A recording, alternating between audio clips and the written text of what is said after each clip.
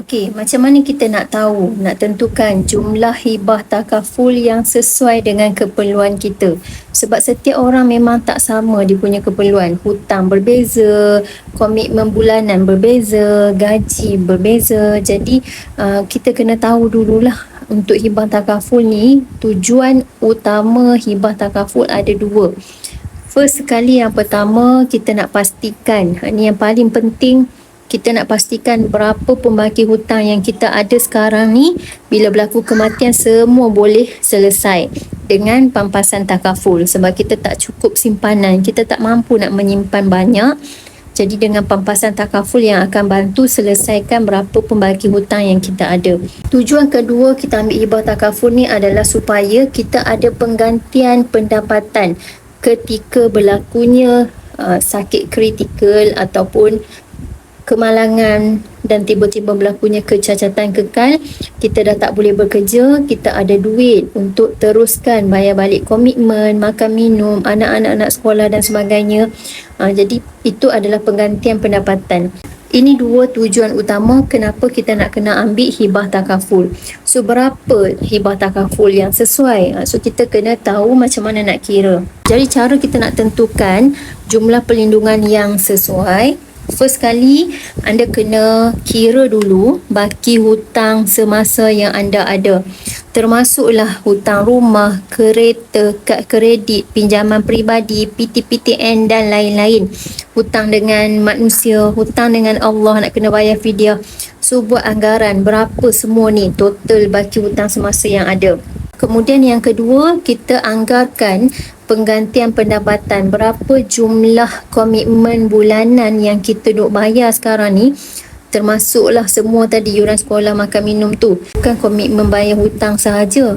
Dia termasuk semua keperluan harian, bulanan yang kita duk bayar. Jadi kita darabkan dengan berapa tahun kita rasa perlu. Untuk selesa berapa tahun? 5 tahun, 10 tahun, atau ada orang ambil 20 tahun sampai anak dia dah habis belajar. Jadi terpulang kepada bajet dan keperluan masing-masing lah.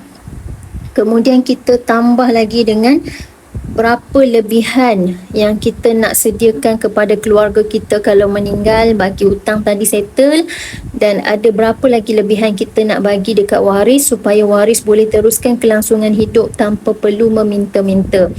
Ada duit untuk teruskan pembelajaran, ada duit untuk bayar teruskan bayar komitmen bulanan. Jadi bila tambah ketiga-tiga ni, barulah kita jumpa anggaran jumlah perlindungan yang sesuai dengan kita. Berapa yang perlu kita ambil. Jangan ikut-ikut. Walaupun hibah takaful ada package minimum RM250,000, tapi tak semua orang keperluan dia adalah RM250,000. Ada orang hutang tinggi, komitmen bulanan tinggi, jadi keperluan perlindungan yang dia perlukan lebih tinggi. Jadi nota penting yang Waida nak highlightkan dekat sini, anda kena ambil kira inflasi dan kenaikan kos sara hidup. Sebab average 3 ke 5% inflasi setiap tahun. Jadi jangan ambil cukup-cukup je, ambil lebih sikit tak apa. Buat kiraan anggaran lebih sikit pun tak apa.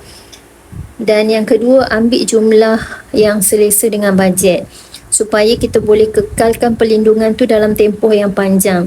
Jangan ambil tinggi sangat sampai tak mampu nak mencarum dalam tempoh yang lama. Paling penting kalau dah tahu kepentingan hibah takaful ni, buat perancangan awal. Start mencarum awal supaya kita boleh dapat caruman yang lebih rendah. Bila kita lambat, umur dah meningkat, caruman akan jadi lebih mahal. Takaful ni dia ikut pada umur juga. Makin tua umur kita, makin tinggilah caruman kita nanti. Kita juga boleh review semula perlindungan tu nanti. Dalam 1 tahun ke 2 tahun akan datang, mungkin hutang kita dah bertambah, gaji kita dah bertambah, anak-anak dah bertambah. So kita review balik setahun ke 2 tahun akan datang, adakah perlindungan jumlah coverage yang kita ada sekarang masih cukup, masih relevan ataupun perlu tambah. Ini contoh kiraan untuk orang ni, umur dia 35 tahun, dia dah berkahwin, dia ada 2 orang anak. Pendapatan sebulan dia RM8,000, komitmen bulanan dia sekarang RM3,000. Dan dia ada baki hutang pinjaman rumah ada dalam RM250,000, Dia ada baki pinjaman kereta lagi 30,000. Dia ada lagi pinjaman peribadi dan kad kredit average dalam 20,000. So untuk jumlah baki hutang anggaran dalam 300,000 yang dia ada sekarang. So dia dah tahu dah untuk selesaikan hutang, untuk pelupusan hutang dia perlukan 300,000. Yang kedua, untuk penggantian pendapatan sekiranya berlaku sakit kritikal ataupun kecacatan kekal, dia kena kira lah komitmen bulanan dia tadi 3,000. Komitmen bulanan ni hanya makan minum, yuran sekolah anak-anak, bil, bayar rumah dan sebagainya. Belum lagi kita kira kos perubatan, kalau kita kena kanser, nak kena buat kemo berkali-kali, nak kena buat radioterapi berkali-kali, itu semua perlukan kos. Sebenarnya tak cukup pun. Tapi kalau kita kira komitmen sahaja, darab 12 bulan, darab 10 tahun contohnya kan, dia nak ambil 10 tahun. Jadi dia perlukan 360,000. Ini tak termasuk dengan kos-kos rawatan untuk penyakit kritikal. Kemudian dia dah tentukan dah berapa lebihan yang dia nak tinggalkan kepada waris.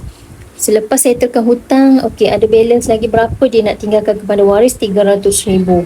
Jadi bila tambah yang pertama, baki hutang, jumlah penggantian pendapatan yang diperlukan untuk menampung komitmen dalam tempoh 10 tahun, jumlah yang dia nak tinggalkan kepada waris dia, maka anggaran jumlah perlindungan yang disarankan adalah 960,000 ataupun dia boleh genapkan terus 1 juta. Jadi dekat sini at least dia boleh nampak dah minimum sebenarnya berapa yang dia perlukan sekarang. Bayangkan kalau dia ambil minimum hibah takaful 250,000.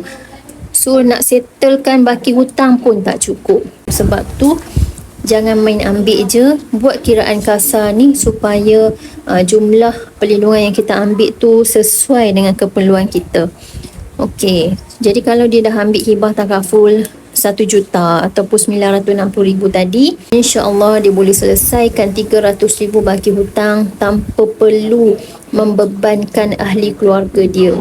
Kalau dia sakit, dia ada duit 360,000 untuk tampung komitmen selama 10 tahun dan mungkin tak akan sampailah 10 tahun sebab duit ni juga dia akan guna untuk kos-kos perubatan dia nanti. Dan ada duit lebihan 300,000 untuk ahli keluarga dia. Jadi bila berlaku kematian, hutang selesai. Bila sakit, ada duit untuk penggantian pendapatan.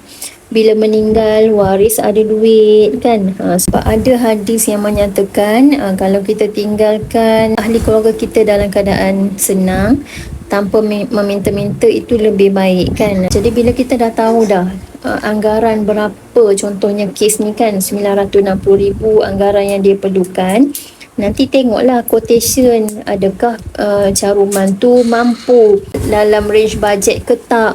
Kalau rasa bulanan caruman okey, so boleh proceed. Kalau rasa macam mahal, tak mampu, atas daripada bajet, boleh adjust untuk kurangkan sikit jumlah perlindungan ni. At least ada daripada tak ada langsung kan. Nanti kalau mampu, pendapatan dah bertambah, then boleh tambah coverage tu kemudian. Kalau masih umur panjang dan sihat lah. Kalau dah start ada masalah kesihatan, memang tak boleh ambil takaful.